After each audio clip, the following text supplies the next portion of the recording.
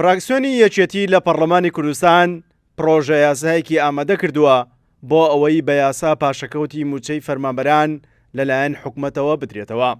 پرۆژەکە لەبەر ئەوەی ڕەهەندی دارایی هەیە ئێستا ڕەوانەی ئەنجومەنی وەزیران کراوە.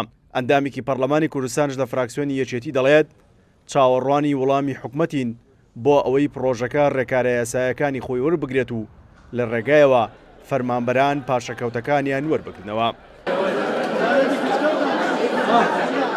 ئێمە شتێ بکەین کە ئەمە بێتە قانون کە حکوومەت ملزەمە بەوەی کە قەرزی فەرمانبەرانی هەرێمی کوردستانی لایە ئەمە بکرێ بە قانون. دوو میکانیزم بۆ دانەوەی پاشەکەوتەکەش دیاری بکەین. دیارەمانە هەموو لە پرۆژەکە گەڵاڵە کراوە، بەڵام ئەم پرۆژە لەبەرەوەی ڕەهەندێکی دارایی هەیە بارگرانی مالی بۆ حکوومەت دروست دەکات، پێویستێکە کە بەپێی پێڕەوە بێمانە هەمانجی لەگەڵ حکوومەت بکرێت.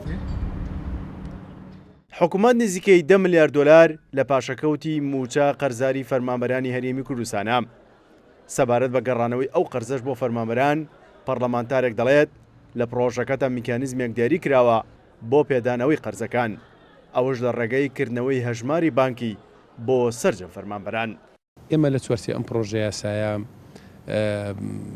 میکانیزمێکمان دیاری کردووە بۆ دانەوەی پاشەکەوتی موچەی فەرمانبەران، ئەویش لە ڕێگەی کردنەوەی هەژماری بانکی بۆ تەواوی فەرمانبەران و بۆ ئەوی حکوومەتی هەرێمی کوردستان کە ئێستا قەیرانی دارایی کۆتایی هاتووە و با بڵێن ئیستحقاقاتی هەرێم لە ڕێی بەغداوە دێت، سەقفە زەمەنیەک دیاری بکات بۆ دانەوەی پاشەکەوتی موچەی فەرمانبەران لە ڕێگەی هەژمێرەی بانکی.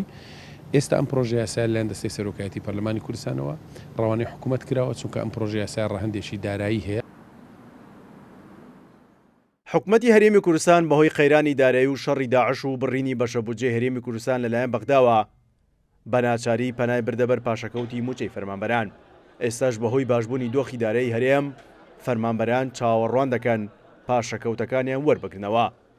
ئەو پرۆژەی فراکسیۆنی یەکێتیش هەنگاوێک دەبێت بۆ گەڕانەوەی موچە پاشەکەوتکراوەکانی فەرمانبەران. سیروان حوسێن، کورسان نیوز، هەولێر.